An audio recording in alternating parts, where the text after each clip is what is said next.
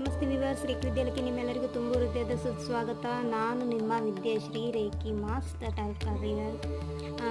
November 2ರ guidance ನಿಮಗಾಗಿ ಏನು ಅಂತ.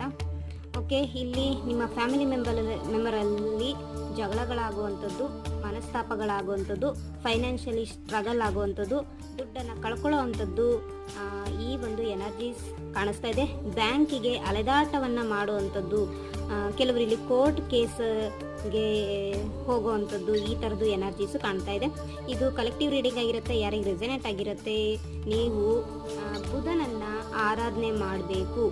ಓಕೆನಾ? ಬುಧ ಗ್ರಹದ ಮಂತ್ರವನ್ನು ಚಾಂಟ್ ಮಾಡಿ ಮತ್ತು ನಿಮ್ಮ ಮನೆ ದೇವರನ್ನು ಪ್ರಾರ್ಥನೆ ಮಾಡಿ, ನಿಮ್ಮ ಇಷ್ಟ ದೇವರನ್ನು ಪ್ರಾರ್ಥನೆ ಮಾಡಿ. ಆದಷ್ಟು ಮನೆಯಲ್ಲಿ ಜಗಳ ವಿರಸಗಳು ಆಗದೇ ಇರೋ ಹಾಗೆ ನೋಡ್ಕೊಳ್ಳಿ. ಹಾಗೆ ನಿಮ್ಮ ತಾಯಿಯ ಹೆಲ್ತನ್ನು ನೋಡ್ಕೊಳ್ಳಿ. ಹಾಗೆ ಯಾವುದೇ ರೀತಿಯ ಒಂದು ಸಣ್ಣ ಪುಟ್ಟ ಆಕ್ಸಿಡೆಂಟ್ ಆಗೋ ಸಾಧ್ಯತೆಯೂ ಇರ್ಬೋದು.